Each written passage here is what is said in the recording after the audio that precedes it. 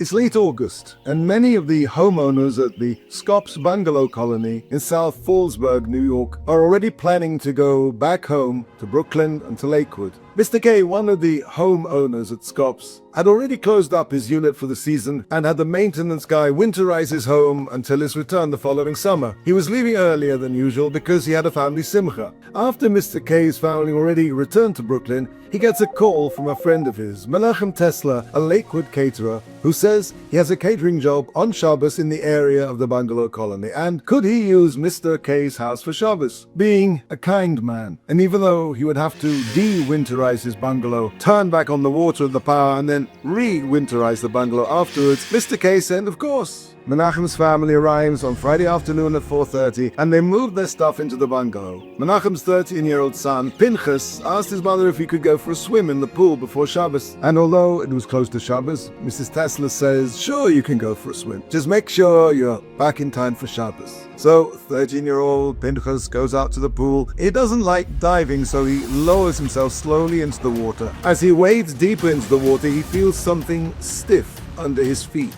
He looks down and he sees a child under the water. In panic, he grabs the body, and it's so heavy it's almost impossible to believe he can do this, but he has, as we say, heavenly power, and 13-year-old Pinchas raises up his child out of the water and throws him on the side of the pool. It's a 5-year-old boy. He screams for help. A younger man from Far Rockaway who's almost never in the bungalow colony. By amazing hashgacha, just 2 months previously, this younger man had taken an ENT course, and he rushes over to the motionless child stretched out there on the concrete next to the pool, and he immediately starts the life-saving CPR protocols that he's just learned. The child is blue and not breathing. They call Hatzalah. Hatzalah arrives and immediately decides to call it a helicopter. It's extremely critical. Many other Hatzalah members now respond, and there they are working on the child in desperate, life-saving seconds. The father's screaming in desperation, help my child! As Hatzalah keeps CPR going, the child's color starts to improve, and he starts to show signs of breathing. The boy is whisked to hospital with some signs of potential life. It's Friday afternoon. The Oilam is saying Tehillim and davening with all their hearts for Yeshua. The child arrives at the hospital and slowly starts recovering. It's a nes.